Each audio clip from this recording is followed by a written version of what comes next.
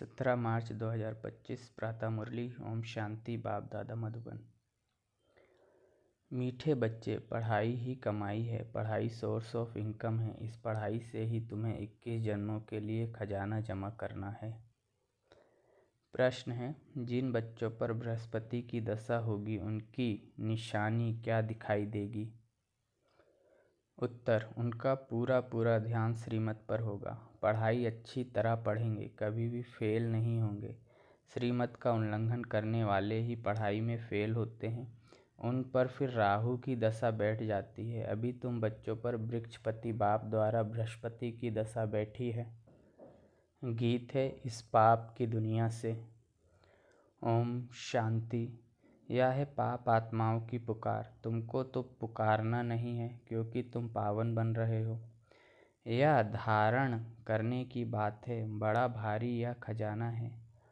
जैसे स्कूल की पढ़ाई भी खजाना है ना। पढ़ाई से शरीर निर्वाह चलता है। बच्चे जानते हैं भगवान पढ़ाते हैं, यह बड़ी ऊंच कमाई है क्योंकि एम ऑब्जेक्ट सामने खड़ी है। सच्चा या सत्संग सारे कल्प में एक ही बार होता है। जबकि पुकारते हैं पतित पावन आओ। अब वह पुकारते रहते हैं। यहाँ तुम्हारे सामने बैठे हैं। तुम बच्चे जानते हो हम पुरुषार्थ कर रहे हैं नई दुनिया के लिए, जहाँ दुख का नाम निशान नहीं होगा। तुमको चैन मिलता है स्वर्ग में, नरक में थोड़े ही चैन है। यह तो विषय सागर है, कलयुग है ना, सब दुखी ही दुखी हैं। भ्रष्टाचार से पैदा होने वाले हैं, इसलिए आत्मा पुकारती है, बाबा हम पतित बन गए हैं। पावन होने के लिए गंगा में स्नान करने जाते हैं। अच्छा, स्नान किया तो पावन हो जाना चाहिए ना। फिर घड़ी घड़ी धक्के क्यों खाते हैं? धक्के खाते सीढ़ी नीचे उतरते उतरते पाप आत्मा बन जाते हैं। 84 का राज तुम बच्चों को बाप ही बैठ समझाते हैं, और धर्म वाले तो 84 जन्म लेते नहीं। तुम्हारे पास यह 84 जन्मों का चित्र सीढ़ी बड़ा अच्छा बना हुआ है। कल्प वृक्ष का भी चित्र है गीता में, परंतु भगवान ने गीता कब सुनाई, क्या आकर किया, या कुछ नहीं जानते। और धर्म वाले अपने अपने शास्त्र को जानते हैं, भारतवासी बिल्कुल नहीं जानते। बाप कहते हैं मैं संगम युग पर ही स्वर्ग की स्थापना करने आता हूँ। ड्रामा में चेंज हो नहीं सकती। जो कुछ ड्रामा में नूंद है वह हूबहू होना ही है, ऐसे नहीं होकर फिर बदल जाना है। तुम बच्चों की बुद्धि में ड्रामा का चक्र पूरा बैठा हुआ है। इस 84 के चक्र से तुम कभी छूट नहीं सकते हो, अर्थात यह दुनिया कभी खत्म नहीं हो सकती। वर्ल्ड की हिस्ट्री ज्योग्राफी रिपीट होती ही रहती है। यह 84 का चक्र सीढ़ी बहुत ज़रूरी है। त्रिमूर्ति और गोला तो मुख्य चित्र हैं। गोले में क्लियर दिखाया हुआ है हर एक युग 1250 वर्ष का है। यह है जैसे अंधों के आगे आईना। 84 जन्म पत्री का आईना। बाप तुम बच्चों की दशा वर्णन करते हैं। बाप तुम्हें बेहद की दशा बतलाते हैं। अभी तुम बच्चों पर बृहस्पति की अविनाशी दशा बैठी है। फिर है पढ़ाई पर मदार, कोई पर बृहस्पति की, कोई पर चक्र की, कोई पर राहु की दशा बैठी है। ना पास हुआ तो राहु की दशा कहेंगे। यहाँ भी ऐसे हैं, श्रीमत पर नहीं चलते हैं तो राहु की अविनाशी दशा बैठ जाती है। वह बृहस्पति की अविनाशी दशा या फिर राहु की दशा हो जाती है। बच्चों को पढ़ाई पर पूरा ध्यान देना चाहिए, इसमें बहाना नहीं देना चाहिए। सेंटर दूर है या है, पैदल करने में 6 घंटा भी लगे तो भी पहुंचना चाहिए। मनुष्य यात्राओं पर जाते हैं, कितना धक्का खाते हैं। आगे बहुत पैदल जाते थे, बैलगाड़ी में भी जाते थे। यह तो एक शहर की बात है। यह बाप की कितनी बड़ी यूनिवर्सिटी है जिससे तुम यह लक्ष्मी नारायण बनते हो। ऐसी ऊंच पढ़ाई के लिए कोई कहे दूर पड़ता है या फुर्सत नहीं। बाप क्या कहेंगे, यह बच्चा तो लायक नहीं है। बाप ऊंच उठाने आते या अपनी सत्यानाश कर देते। श्रीमत कहती है पवित्र बनो, देवी गुण धारण करो। इकट्ठे रहते भी विकार में नहीं जाना है। बीच में ज्ञान योग की तलवार है। हमको तो पवित्र दुनिया का मालिक बनना है। अभी तो पतित दुनिया के मालिक है ना। वह देवताएं थे डबल सिरताज, फिर आधा कल्प बाद लाइट का ताज उड़ जाता है। इस समय लाइट का ताज कोई पर भी नहीं है, सिर्फ जो धर्म स्थापक है उन पर हो सकता है, क्योंकि वह पवित्र आत्माएं शरीर में आकर प्रवेश करती हैं। यही भारत है जिसमें डबल सिर ताज भी थे, सिंगल ताज वाले भी थे। अभी तक भी डबल सिरताज के आगे सिंगल ताज वाले माथा टेकते हैं, क्योंकि वह है पवित्र महाराजा महारानी। महाराजाएं राजाओं से बड़े होते हैं, उनके पास बड़ी बड़ी जागीर होती है। सभा में भी महाराजाएं आगे और राजाएं पीछे बैठते हैं। नंबरवार कायदेशीर उन्हों की दरबार लगती है। यह भी ईश्वरी दरबार है। इनको इंद्र सभा भी गाया जाता है। तुम ज्ञान से परियां बनते हो। खुशबू खूबसूरत को परी कहा जाता है ना। राधे कृष्ण की नेचुरल ब्यूटी है ना, इसलिए सुंदर कहा जाता है। फिर जब काम चिता पर बैठते हैं तो वह भी भिन्न नाम रूप में श्याम बनते हैं। शास्त्रों में कोई यह बातें नहीं है। ज्ञान, भक्ति और वैराग्य 3 चीज़ें हैं। ज्ञान ऊंच से ऊंच है। अभी तुम ज्ञान प्राप्त कर रहे हो, तुमको वैराग्य है भक्ति से। यह सारी तमो प्रधान दुनिया अब खत्म होने वाली है, उनसे वैराग्य है। जब नया मकान बनाते हैं तो पुराने से वैराग्य हो जाता है ना। वाह है हद की बातें, यह है बेहद की बात। अब बुद्धि नई दुनिया तरफ है। यह है पुरानी दुनिया। नरक, सतयुग, त्रेता को कहा जाता है। शिवालय शिव बाबा की स्थापना की हुई है ना। अभी इस वेश्यालय से तुमको नफरत आती है, कईयों को नफरत नहीं आती। शादी बर्बादी कर गटर में गिरना चाहते हैं। मनुष्य तो सभी हैं। विषय वैतरणी नदी में गंध में पड़े हैं, एक दो को दुख देते हैं। गाया भी जाता है, अमृत छोड़ विष काहे को खाए। जो कुछ कहते हैं उसका अर्थ नहीं समझते हैं। तुम बच्चों में भी नंबरवार है।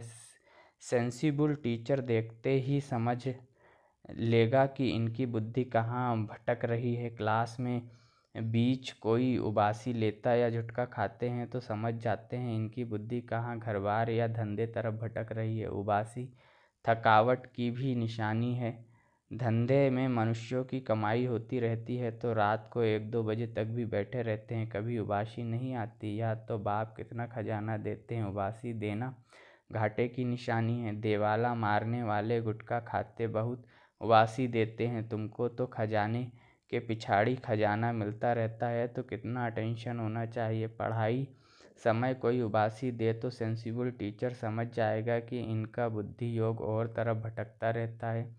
यहाँ बैठे घर बार याद आएगा, बच्चे याद आएंगे। यहाँ तो तुमको भट्टी में रहना होता है और कोई की याद ना आए। समझो कोई 6 दिन भट्टी में रहा, पिछाड़ी में किसकी याद आई, चिट्ठी लिखी तो फेल कहेंगे। फिर 7 रोज़ शुरू करेंगे, 7 रोज़ भट्टी में डालते हैं, फिर सब बीमारी निकल जाए। तुम आधा कल्प के महान रोगी हो, बैठे बैठे अकाले मृत्यु हो जाती है। सतयुग में ऐसे कभी होता नहीं है। यहाँ तो कोई ना कोई बीमारी जरूर होती है। मरने के समय बीमारी में चिल्लाते रहते हैं। स्वर्ग में जरा भी दुख नहीं होता, वहाँ तो समय पर समझते हैं अभी टाइम पूरा हुआ है, हम यह शरीर छोड़ बच्चे बनते हैं। यहाँ भी तुमको साक्षात्कार होंगे कि यह बनते हैं। ऐसे बहुतों को साक्षात्कार होते हैं। ज्ञान से भी जानते हैं कि हम बेगर टू प्रिंस बन रहे हैं। हमारी एम ऑब्जेक्ट ही या राधे कृष्ण बनने की है, लक्ष्मी नारायण नहीं। राधे कृष्ण क्योंकि पूरे 5000 वर्ष तो इनके ही कहेंगे।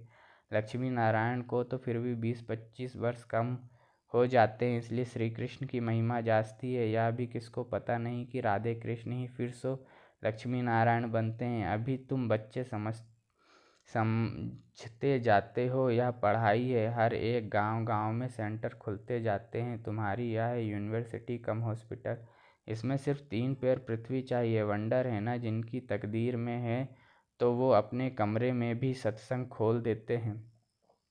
यहाँ जो बहुत पैसे वाले हैं उन्हों के पैसे तो सब मिट्टी में मिल जाने हैं। तुम बाप से वर्षा ले रहे हो भविष्य 21 जन्मों के लिए। बाप खुद कहते हैं इस पुरानी दुनिया को देखते हुए बुद्धि का योग वहाँ लगाओ, कर्म करते हुए यह प्रैक्टिस करो।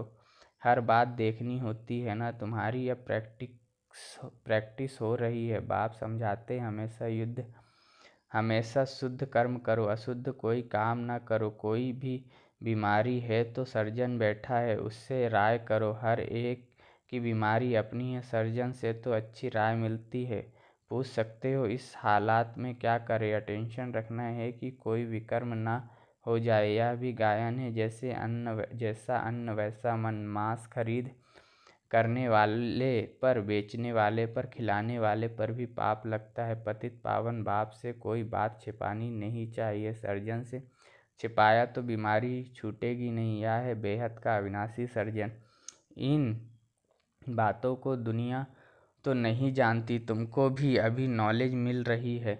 फिर भी योग में बहुत कमी है, याद बिल्कुल करते नहीं हैं। या तो बाबा जानते हैं फट से कोई याद ठहर नहीं जाएगी। नंबरवार तो है ना, जब याद की यात्रा पूरी होगी तब कहेंगे कर्मातीत अवस्था पूरी हुई, फिर लड़ाई भी पूरी लगेगी। तब तक कुछ न कुछ होता फिर बंद होता रहेगा। लड़ाई तो कभी भी छिड़ सकती है, परंतु विवेक कहता है जब तक राजाई स्थापन नहीं हुई है तब तक बड़ी लड़ाई नहीं लगेगी, थोड़ी थोड़ी लगकर बंद हो जाएगी। यह तो कोई नहीं जानते कि राजाई स्थापन हो रही है। सतो प्रधान सतो रजो तमो बुद्धि तो है ना, तुम्हारे में भी सतो प्रधान बुद्धि वाले अच्छी रीति याद करते रहेंगे। ब्राह्मण तो अभी लाखों की अंदाज में होंगे, परंतु उसमें भी सगे और लगे तो है ना। सगे अच्छी सर्विस करेंगे, माँ बाप की मत पर चलेंगे, लगे रावण की मत पर चलेंगे, कुछ रावण की मत पर कुछ राम की मत पर लंगड़ाते चलेंगे। बच्चों ने गीत सुना, कहते हैं बाबा ऐसी जगह ले चलो जहाँ चैन हो। स्वर्ग में चैन ही चैन है, दुख का नाम नहीं। स्वर्ग कहा ही जाता है सतयुग को, अभी तो है कलयुग। यहाँ फिर स्वर्ग कहाँ से आया। तुम्हारी बुद्धि अब स्वच्छ बनती जाती है। स्वच्छ बुद्धि वालों को मलेच्छ बुद्धि नमन करते हैं। पवित्र रहने वालों का नाम है, पवित्र रहने वालों का मान है। सन्यासी पवित्र हैं तो गृहस्थी उन्हों को माथा टेकते हैं। सन्यासी तो विकार से जन्म ले फिर सन्यासी बनते हैं। देवताओं को तो कहा ही जाता है संपूर्ण निर्विकारी, सन्यासियों को कभी संपूर्ण निर्विकारी नहीं कहेंगे। तो तुम बच्चों को अंदर बहुत खुशी का पारा चढ़ना चाहिए। इसलिए कहा जाता है अतीन्द्रिय सुख पूछना हो तो गोप गोपियों से पूछो जो बाप से वर्षा ले रहे हैं, पढ़ रहे हैं। यहाँ सम्मुख सुनने से नशा चढ़ता है, फिर कोई का कायम रहता है, कोई का तो झट उड़ जाता है। संग दोष के कारण नशा स्थायी नहीं रहता। तुम्हारे सेंटर पर ऐसे बहुत आते हैं, थोड़ा नशा चढ़ा फिर पार्टी आदि में कहाँ गए, शराब बीड़ी आदि पिया, खल्लास। संग दोष बहुत खराब है। हंस और बगुले इकट्ठे रह न सके, पति हंस बनता है तो पत्नी बगुला बन जाती है। कहाँ फिर स्त्री हंसनी बन जाती है, फिर बन जाती पति बगुला हो पड़ता। कहे पवित्र बनो तो मार खाए। कोई कोई घर में सब हंस होते हैं, फिर चलते चलते हंस से बदल बगुला बन पड़ते हैं।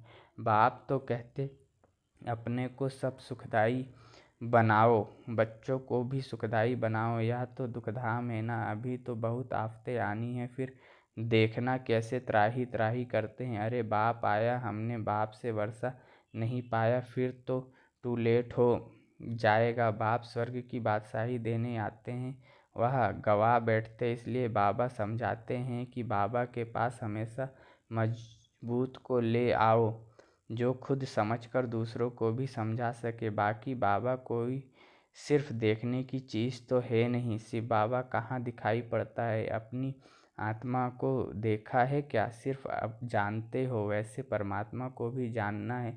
दिव्य दृष्टि बगैर उनको कोई देखा नहीं जा सकता। दिव्य दृष्टि में अब तुम सतयुग देखते हो, फिर वहाँ प्रैक्टिकल में चलना है। कलयुग विनाश तब होगा जब आप बच्चे कर्मातीत अवस्था को पहुँचेंगे। अच्छा, मीठे मीठे सिकलदे बच्चों प्रति माता पिता बाप दादा का याद प्यार और गुड मॉर्निंग। रूहानी बाप की रूहानी बच्चों को नमस्ते। मुझ रूहानी बच्चे की रूहानी माता पिता मम्मा बाबा बाप दादा को याद प्यार गुड मॉर्निंग और नमस्ते। शुक्रिया बाबा, शुक्रिया आपका पद्मा पदम गुणा, शुक्रिया। धारणा के लिए मुख्य सार। पहला है, इस पुरानी दुनिया को देखते हुए बुद्धि का योग बाप व नई दुनिया तरफ लगा रहे। ध्यान रहे कर्मेंद्रियों से कोई विकर्म ना हो जाए, हमेशा शुद्ध कर्म करने हैं। अंदर कोई बीमारी है तो सर्जन से राय लेनी है। दूसरा, संग दोष बहुत खराब है, इससे अपनी बहुत संभाल करनी है। अपने को और परिवार को सुखदायी बनाना है। पढ़ाई के लिए कभी बहाना नहीं देना है। वरदान, श्रेष्ठ भावना के आधार से सर्व को शांति शक्ति की किरणें देने वाले विश्व कल्याणकारी भव। जैसे बाप के संकल्प व बोल में नयनों में सदा ही कल्याण की भावना व कामना है, ऐसे आप बच्चों के संकल्प में विश्व कल्याण की भावना व कामना भरी हुई हो। कोई भी कार्य करते विश्व की सर्व आत्माएं इमर्ज हों। मास्टर ज्ञान सूर्यवंश शुभ भावना व श्रेष्ठ कामना के आधार से शांति व शक्ति की किरणें देते रहो, तब कहेंगे विश्व कल्याणकारी। लेकिन इसके लिए सर्व बंधनों से मुक्त स्वतंत्र बनो। स्लोगन: मैंपन और मेरापन यही देह अभिमान का दरवाजा है, अब इस दरवाजे को बंद करो। अच्छा, ओम शांति।